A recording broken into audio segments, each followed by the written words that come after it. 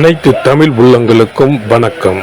நாம் இந்த பதிவில் 2024ஆம் ஆண்டின் 11வது மாதமான மாசி மாதத்தின் 12 ராசிகளின் பலன்களையும் அதற்கான பரிகாரங்கள் என்னென்ன என்பதையும் இந்த பதிவில் விரிவாக காண்போம்.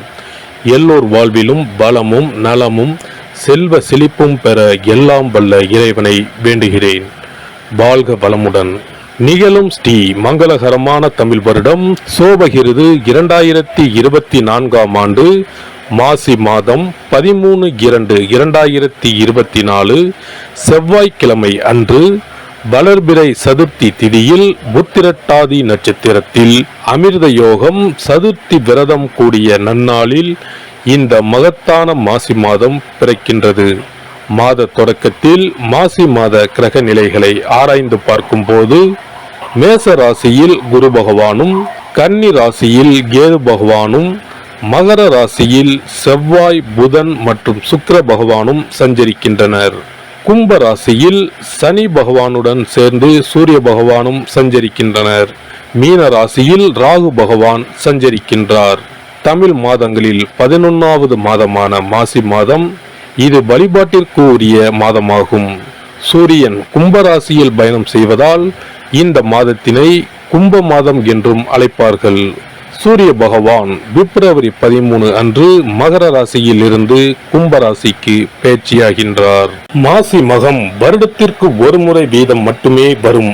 அதாவது மாசி தமிழ் மாதத்தில் மகம் நட்சத்திரத்தில் எப்போது பௌர்ணமி வருகிறதோ அன்றைய தினம் மாசி மகம் ஆகும். 12 வருடங்களுக்கு ஒரு முறை வருகின்றதை மகா மாசி மகம் தினம் என்று அழைக்கிறோம்.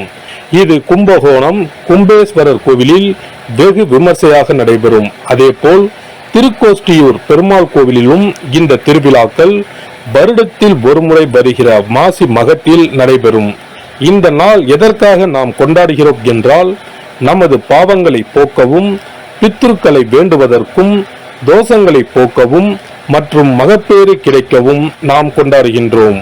அனைத்து வருடங்களிலும் ஒரே மாதிரி தேதிகள் வராது. வருடா வருடம் தேதிகள் மாறும். கங்கை, காவிரி போன்ற நதிக்கரைகளில் புனித நீராடி நாம் முன்பின் செய்த பாவங்களை போக்கலாம். அதே சமயத்தில் புனித ஸ்தலங்களுக்கு இந்த நாளில் நாம் செல்வதன் மூலம் இறைவன் அருள் பெறலாம். இந்த நாளில் நாம் அருள்மிகு சிவபெருமான், முருகப்பெருமான், அம்பிகை மற்றும் பித்ருக்களை வணங்கி அருள் பெறலாம். நதிக்கரைகள், கடல்கள், குளங்களுக்கு செல்ல முடியாதவர்கள் உங்கள் வீட்டில் உள்ள தண்ணீரை புனித நீரென நினைத்து கொண்டு நீராடலாம். ஆங்கில மாதம் மார்ச் 5 இரவு 9:30 மணிக்கு ஆரம்பித்து மார்ச் 7 விடியற்காலை 12:05 மாசி மகம் முடிவடைகிறது. மிதுன ராசி அன்பர்களுக்கு மிருகசீரிடம் 3, 4ஆம் பாதம், திருவாதிரை, புனர்பூசம் 1, 2, 3ஆம் பாதம் நட்சத்திரங்களில் பிறந்தவர்களுக்கு உங்களது இனம் புரியாத சஞ்சலங்கள் அனைத்திற்கும் தீர்வை தருகின்ற மாதம் இது. மாதம் தொடங்கி முதல் வாரம் முடிவதற்குள் எதிர்கால உயர்வுக்கான அனைத்து அதிர்ஷ்டங்களையும் சந்திக்கப் போகிறீர்கள். எந்த விஷயத்திலும் தடை தாமத குறுக்கீடு ஏற்படாது. இம்மாத கிரக நிலைகளான 9ஆம் இட சூரியன், 11இல் குரு, ராசிநாதன் புதன், லாபாதிபதியான செவ்வாய் கிரகத்தின் பலம் ஆகியவற்றால் எதிர்பாராத வகையில் திருப்தி மேன்மைகளை வழங்கும். பொருளாதாரம் சிறப்பாகவே தொடரும். ஆரோக்கிய தொந்தரவு, மருத்துவ செலவினங்கள் ஏற்படாது. அத்தியாவசிய கடமை விஷயங்கள் உபரியாகவே பூர்த்தியாகும். வாழ்க்கை துணையுடனான ஒற்றுமை குறைவு பிரச்சனைகளில் முதல் வாரம் முடிந்த பிறகு இனிமையான தீர்வு ஏற்படும். உத்தியோகம், பணி, பதவி, பொறுப்பு விஷயங்களில் சங்கடம், வீண் பிரச்சனைகள், அதிகாரி, சக ஊழியர்கள் மூலம் ஏற்பட்டிருக்கிற நெருக்கடிகள் விலகும். இம்மாதத்தில் மிருகசீரிட நட்சத்திரக்காரர்கள் ஏகபோக வளர்ச்சிகளை, சந்தோஷ மாற்றங்களை சந்திப்பார்கள். கடன், கன்னி, பம்பு வழக்கு விஷயங்களால் பாதிப்பு நெருங்காது. பூர்வீக சொத்து சம்பந்தமான வில்லங்க விவகாரங்களில் கோர்ட், காவல்துறை, பஞ்சாயத்து பிரச்சனைகளில் சாதகம் உண்டு. திருவாதிரை நட்சத்திரக்காரர்கள் மாதம் தொடங்கி 16 தினங்கள் வரை கவனமாக செயல்பட வேண்டியது அவசியம். அதன் பிறகு போராட்டமும் பிரச்சனைகளும் ஓய்ந்துவிடும்.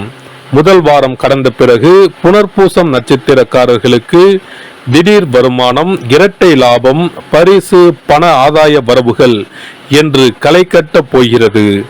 இம்மாத புதன், வெள்ளி மற்றும் சனிக்கிழமைகளில் அபரிமித சகாய காரிய பலித மேன்மைகளும் உண்டு. இம்மாத 1, 5, 15, 27வது தினங்கள் ஆச்சரியப்படுகிற திருப்பங்களை, பொன் பொருள் சேர்க்கை, சொத்து பத்து சம்பந்தப்பட்ட மகிழ்ச்சிகரமான அனுபவங்கள் காத்திருக்கின்றன. உத்தியோகஸ்தர்களுக்கு சென்ற மாதம் வரை அலுவலகத்தில் தொடர்ந்து ஏற்பட்டு வந்த பல பிரச்சனைகள் நல்லபடியாக தீர ஆரம்பிக்கும். உழைப்பின் கடுமையும் அலுவலக பொறுப்புகள் சம்பந்தமான வெளியூர் பயணங்களும் நீடிக்கும். இருப்பினும் உங்கள் நேர்மை மற்றும் உழைப்பு ஆகியவற்றிற்கு பாராட்டுதல் அதிகமாகும். இதுவரை உங்களுக்கு மறுக்கப்பட்டு வந்த பதவி உயர்வு, ஊதியம் மற்றும் சலுகைகள் உயர்வு கிடைப்பதற்கு சூழ்நிலை ஏற்பட்டுள்ளது.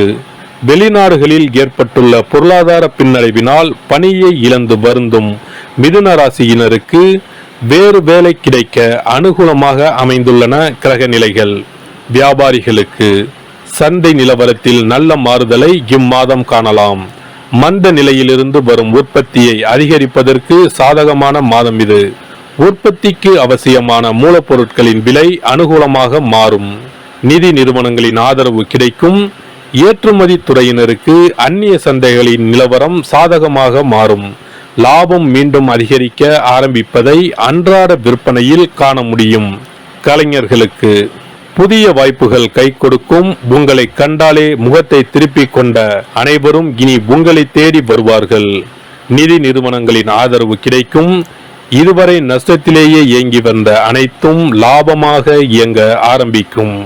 அரசியல்வாதிகளுக்கு கட்சி பணிகளாலும் வெளியூர் பயணங்களினாலும் ஆரோக்கியத்தில் ஏற்பட்ட பாதிப்பு படிப்படியாக குறையும். இதற்கு காரணம் அஷ்டமஸ்தானத்திற்கு ஏற்பட்டிருந்த தோஷம் தற்போது விலகியிருப்பதே ஆகும். இருப்பினும் கட்சியில் மறைமுக எதிரிகள் உங்கள் நலனுக்கு எதிராக தொடர்ந்து செயல்பட்டு வருவதை மறந்துவிட வேண்டாம். மாணவர்களுக்கு கல்வி நிறுவனம் சார்பாக சன்மானத்தை, பாராட்டுகளை அடையப் போகிறீர்கள். விவசாயிகளுக்கு தொடர் நஷ்டம், பேரிழப்பு போன்றவைகளுக்கு தீர்வு காத்திருக்கிறது.